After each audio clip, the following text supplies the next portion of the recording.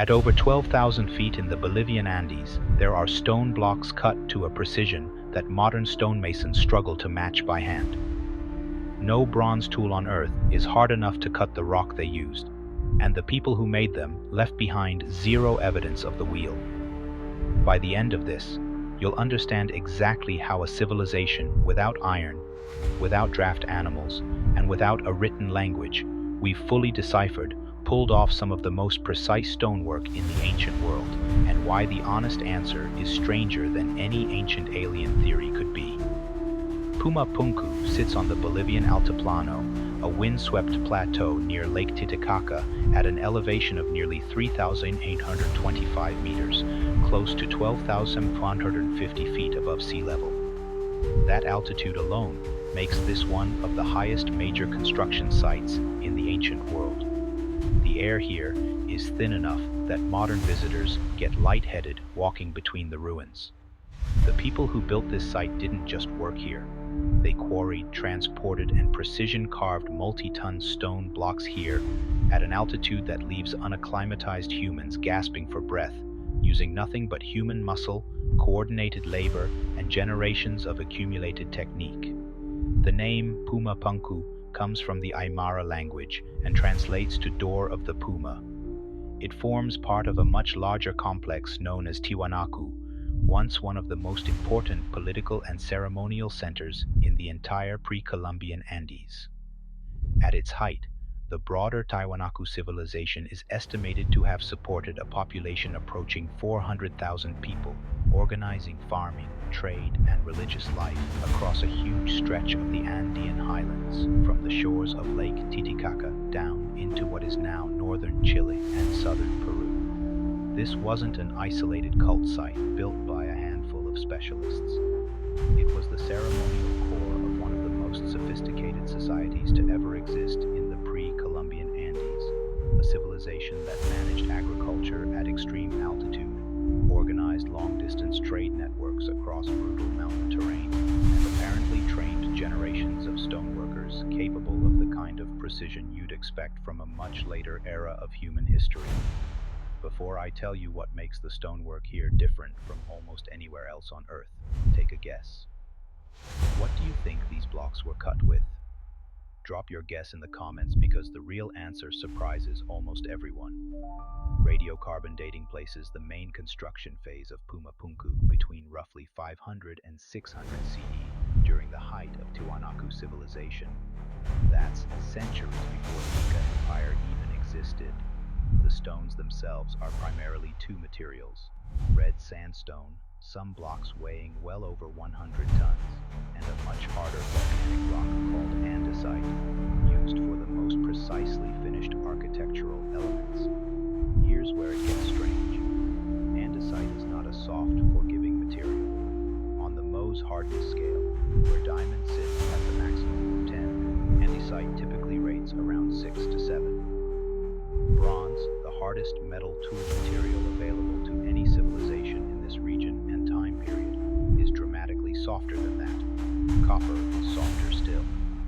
In other words, the primary metals known to have existed in this region at this time were not remotely hard enough to cut andesite with any efficiency, and yet the andesite blocks at Puma Punku are cut with edges, angles, and interlocking joints so precise that some visitors assume understandably that machine tools must have been involved. What I'm about to show you next is the detail that has fueled decades of ancient alien theories, and I want you to see why the real explanation is almost more impressive than the fantasy.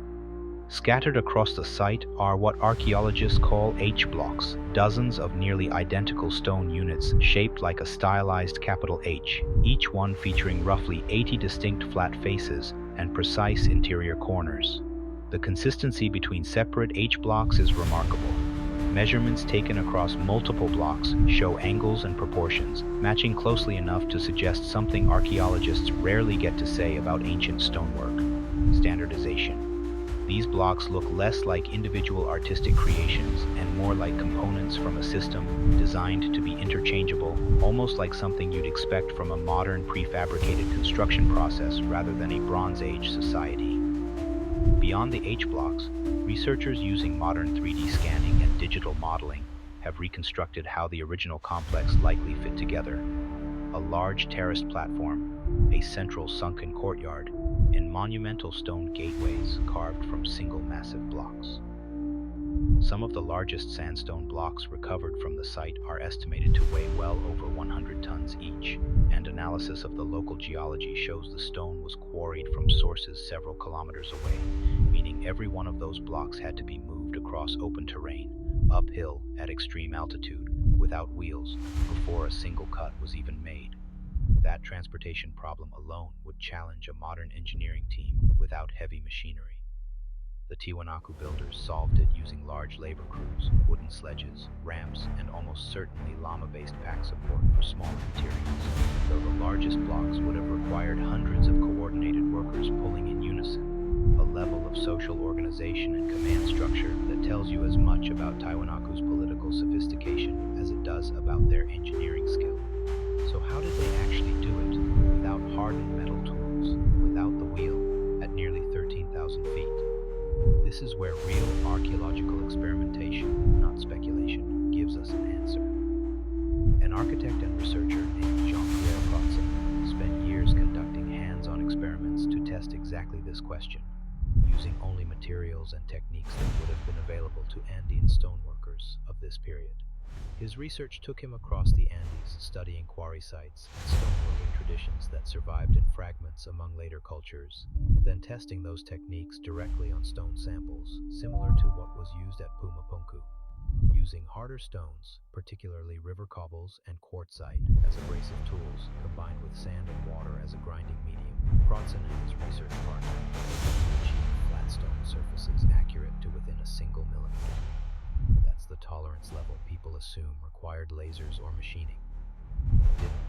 It required an almost unbelievable amount of patient and repetitive labor. What Protzen's work demonstrates, published in peer-reviewed archaeological research rather than speculative media, is that every technique needed to produce Puma Punku stonework existed within the technological reach of Andean societies of this period. Nothing about the process requires metal tools harder than what was available. Nothing requires knowledge or machinery outside the demonstrated capabilities of pre-Columbian Andean stoneworking traditions. What it does require, in overwhelming quantity, is time, patience, and an extraordinarily disciplined workforce willing to grind stone by hand for months to achieve a single finished surface. And that labor cost is the part that should genuinely impress you more than any alien theory ever could. Based on Protzen's experiments, achieving the finest, most precisely finished stone surfaces at Puma Punku would have required an estimated 200 or more worker hours per square meter of stone. Multiply that across the site's largest and most precisely worked architectural elements, and you're looking at what amounts to an almost incomprehensible investment of coordinated human labor, organized over what was likely generations, not years. This is where the story takes its darkest turn, and it's the detail most alien theory content conveniently leaves out entirely. Puma Punku wasn't finished. Excavations have uncovered numerous stones in clearly unfinished states, partially carved, abandoned mid-process, as though work simply stopped one day and never resumed. Some blocks show only rough quarrying marks on one face, while the opposite face carries the beginnings of precise abrasive work, frozen halfway between raw stone and finished architecture. Something interrupted a construction project that had already consumed, by conservative estimates, centuries of accumulated labor and engineering knowledge. The leading explanations point toward societal collapse. Around 1000 CE, the broader Tiwanaku civilization went into a documented decline, likely driven by a combination of prolonged drought and the kind of political fragmentation that tends to follow when a centralized society can no longer reliably feed its population. Andean agriculture at this altitude depended heavily on complex raised field farming systems that required consistent water management, and paleoclimate data from the region shows a significant, sustained drying trend beginning around this period, one severe enough to have devastated the agricultural surplus that a project like Puma Punku would have depended on to feed and support its specialized labor force. Some researchers have also pointed to physical evidence at the site itself, including signs consistent with catastrophic flooding or seismic activity that may have damaged the complex directly and accelerated its abandonment. Displaced and toppled blocks, some weighing dozens of tons, sit in positions that are difficult to explain through gradual weathering alone, suggesting a more sudden and violent disruption at some point in the site's history, whether from a major earthquake or a catastrophic flood event tied to the same climatic instability that was already straining the broader civilization. Take a side in the comments. Do you think Puma Punku's construction stopped because of environmental collapse, drought, and famine unraveling the society that built it? Or do you think a single catastrophic event, an earthquake or a flood, is the more likely culprit? Both theories have real evidence behind them, and archaeologists are still actively debating which one carries more weight. Whatever the cause, the effect is the same. A civilization capable of quarrying multi-ton stones, transporting them across difficult Andean terrain without wheeled vehicles, or, as far as we know, horses or oxen for draft power, and shaping them to millimeter tolerances using nothing but abrasive stone tools, sand, water, and time, simply stopped mid-project. And within a few centuries, the knowledge required to do any of this again had vanished so completely that when Inca builders eventually encountered Puma Punku, they treated it as a pre-existing sacred mystery, not the work of a predecessor culture whose techniques they inherited. This is the detail that connects directly to something you should think about the next time you see a headline calling ancient precision impossible. An Austrian explorer named Arthur Poznański studied the site in the early 20th century and proposed, based on astronomical alignment calculations, that Puma Punku might date back over 10,000 years, dramatically older than the mainstream archaeological consensus. That theory has been thoroughly rejected by the broader archaeological community, whose radiocarbon and stratigraphic evidence consistently places construction within the Tiwanaku cultural horizon, centuries, not millennia, before the modern era.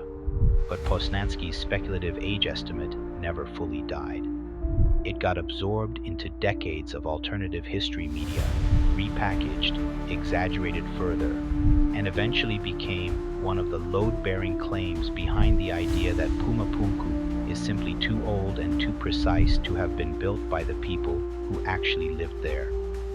The honest version of this story doesn't need aliens, and it doesn't need a secret 10,000-year-old lost civilization. It needs generations of Andean stoneworkers, patient enough to spend 200 hours perfecting a single square meter of andesite, disciplined enough to standardize dozens of interlocking blocks to matching tolerances, and organized enough to coordinate that labor across a society of hundreds of thousands of people living at one of the highest altitudes ever settled by an ancient civilization. That's not a lesser story than aliens. It's a far more remarkable one because every part of it is documented, testable, and human. It's also worth sitting with what this site represents beyond the engineering puzzle itself.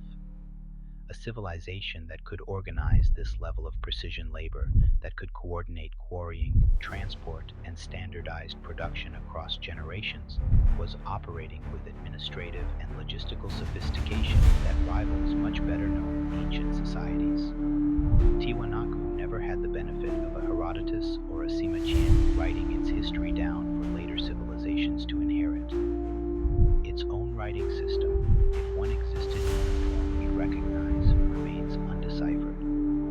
So the only voice Tiwanaku has left in the historical record is the stone itself, still standing, still precise, still asking the question its builders never got to finish answering. What you just watched is one piece of a much larger story about ancient engineering that mainstream history rarely gives proper credit to.